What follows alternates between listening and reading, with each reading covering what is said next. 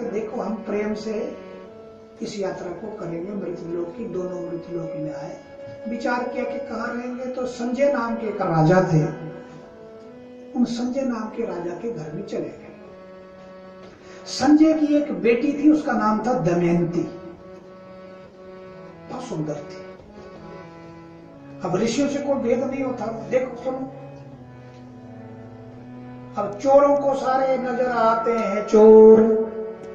अगर मेरे भीतर चोर है ना, अगर मेरा मन गंदा है ना, तो मुझे सब गंदे नजर आएंगे। और अगर मेरा मन साफ है तो गंदे लोग भी मुझे अच्छे ही दिखेंगे। सबके भीतर परमात्मा है। नहीं तो फिर क्या होगा, अगर मैं गंदा हूं तो अपने लिए अच्छा अच्छा कहूंगा, मैं बहुत अच्छा, और सब बुरे। बुरा जो देखन में चला, बुरा न मिलिया कोई, जो दिल हो जा आप नो, मुझसे बुरा न कोई। ये संतों की वाणी है। कोई बुरा नहीं है, सबसे बुरे हम हैं। लेकिन क्या कभी हम इस बात को ईमानदारी से सोचते हैं या कहते हैं ना, मैं अच्छा सब बुरे। तो दोनों आ गए, संजय के यहां रहे। अब संजय ने अपनी बेटी को कहा, जवान है, नारद जी जवान है, और उनके भांजे भी पर्वत मुनि जवान है, लेकिन मुनि है, संत है, महात्मा है। कोई शंका नहीं है राजा के मन में कि मेरी बेटी पर बुरी नजर डालेंगे। विश्वास होता है। आज है क्या किसी को एक दूसरे पर ऐसा विश्वास? अगर कुछ भी नहीं है तब भी अपनी बहू बेटियों को बुरी नजर से देखेंगे। शायद वो उधर बात कर रही है, इसके मन में ऐसा होगा, क्योंकि हमारे भीतर में होता है, वो दिखता है दूसरी जगह। संजय जी ने कहा कि देखो दमयंती बेटा, ये नारद जी है, भगवान के अवतार है, और ये इनके भांजे हैं पर्वत मुनि।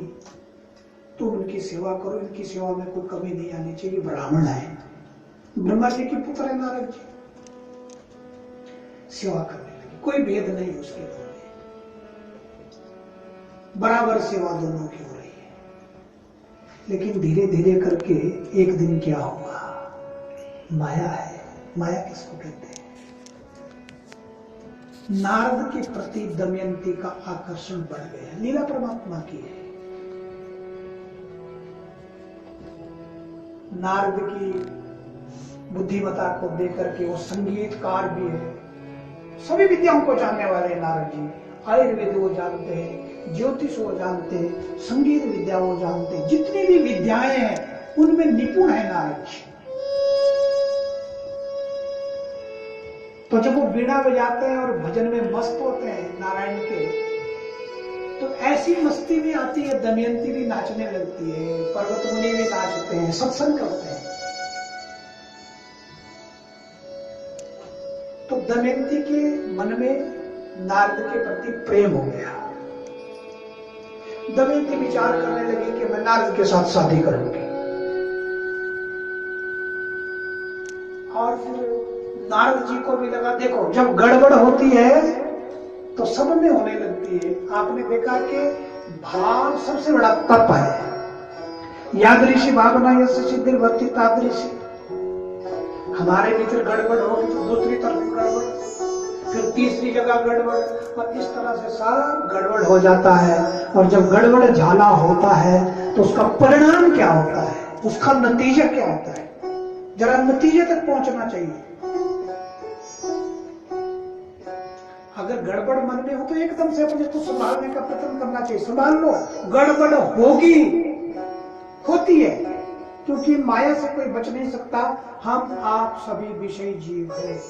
जब तक मनुष्य उच्च स्थिति तक नहीं पहुंचता तब तक उसके मन में बहुत गड़बड़ होती है। लेकिन ये भी नहीं सोचना चाहिए कि मेरी ऊंचाई इतनी है कि अब मेरे में गड़बड़ नहीं हो सकती। ये उसकी मूर्खता है। बलवान इंद्रियां विद्वान समपि कर्षति। ये बलवान इंद्रियां बड़े से बड़े महापुरुष सत्पुरुष को खींचती है। मैं बार बार आपको कहता हूं, संभालिए अपने कानों को, संभालिए अपनी आंखों को। मोबाइल की घंटी बजी, मेरा कान चला गया। ये प्रमाण है इस बातों के। अगर मेरी स्थिति इतनी ऊंची तो मोबाइल बजता रहे, मैं अपने ध्यान में पता करता रहूं, वो है ऊंची स्थिति। नहीं होती। इतनी ऊंची स्थिति प्राप्त करने के लिए कई जन्म भी लग सकते हैं और एक चुटकी में भी हो सकता है।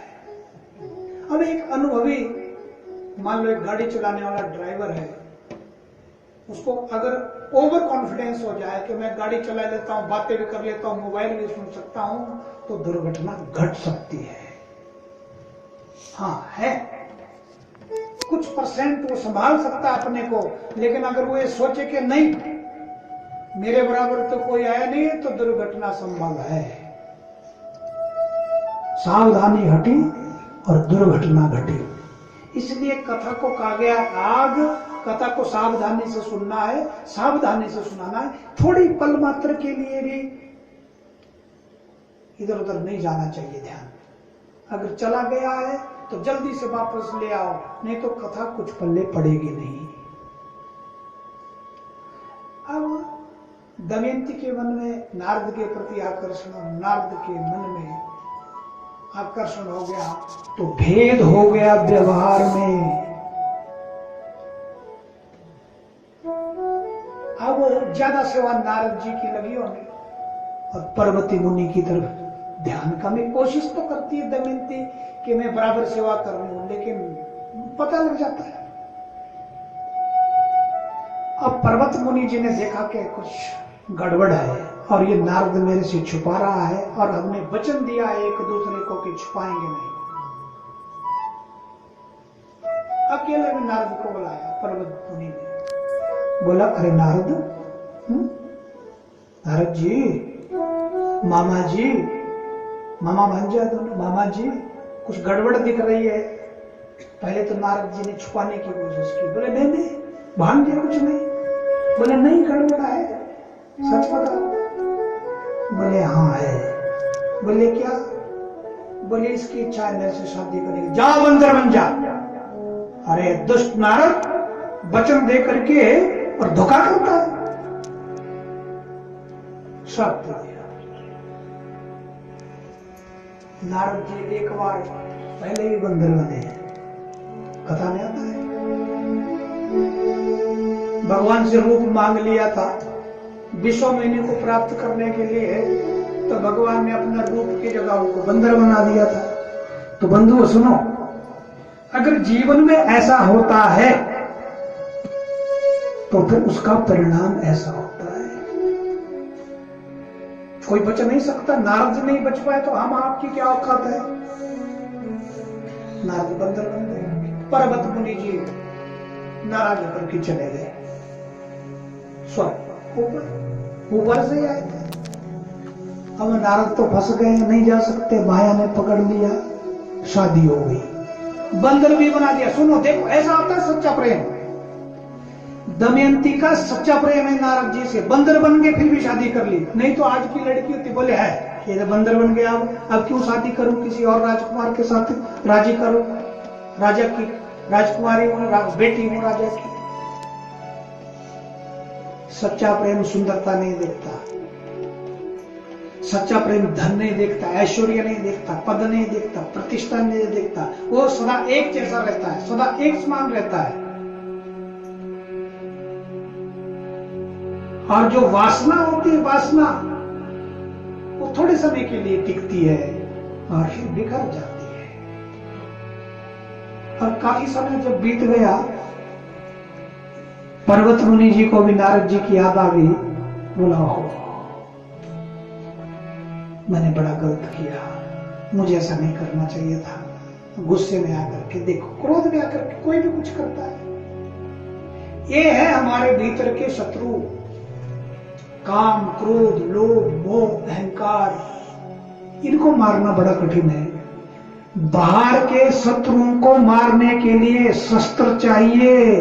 अगर पाकिस्तान आक्रमण कर दे तो हमारे पास भी वैसे शस्त्र चाहिए जैसे शस्त्रों से वो आक्रमण कर रहा है। लेकिन जो हमारे भीतर के शत्रु है, उनको मारने के लिए शास्त्र चाहिए। वो शस्त्र से नहीं मरते। कितने प्रकार के ब्रह्मास्त्र चला दो आप, ये नहीं मरेंगे। ये केवल शास्त्र से मरते हैं, सत्संग से मरते हैं, प्रेम से मरते हैं, भक्ति से मरते हैं, श्रद्धा से मरते हैं। और कितनी देर तक मरते हैं? जितनी देर तक श्रद्धा टिकती है, जितनी देर तक कथा सुनी जाती है, फिर पकड़ लेते हैं, फिर पकड़ लेते हैं, नहीं बचेंगे। इसलिए अभ्यास करते रहो, अभ्यास करते रहो, सत्संग में जाते रहो, कथा सुनते रहो। और ये सबको पकड़ते हैं, कोई बच नहीं सकता। और जैसे जैसे सत्संग होता रहेगा वैसे वैसे पवित्रता आती रहेगी, निर्मलता आती रहेगी। परंतु ये मत समझ लेना कि अब मैं बहुत पवित्र हो गया, अब ये कुछ नहीं कर सकते ना, ये कुछ नहीं कर सकते। इसलिए सावधान रहना है। पर्वत मुनि जी को दया आई, वो वापस आ गए फिर पृथ्वी पर। देखता हूँ नारद क्या कर रहा होगा, मैंने श्राप दिया, वो लड़की ने शादी कर दी होगी, आए देखा तो दोनों ने शादी कर दी है। वहीं रह रहे नारद जी, अब शर्म के मारे ऊपर स्वर्ग में नहीं जाना चाहते क्योंकि बंदर बने हैं। पर्वत मुनि जी को दया आई, उन्होंने उस लड़की पर दया आई, दमयंती पर दया आई। अरे बेटी, गुस्से में आकर के श्राप दे दे, तेरा प्रेम सच्चा है। देखो तूने बंदर के साथ भी शादी कर ली और फिर अपना श्राप वापस ले लिया, श्राप मुक्त कर दिया नारद जी को।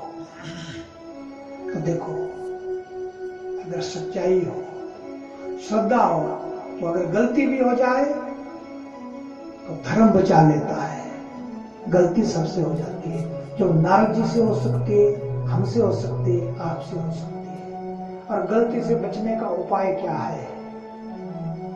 सत्संग, भगवान से प्रेम। सुखदेव मुनि जी कहते राजा परीक्षित, इस तरह से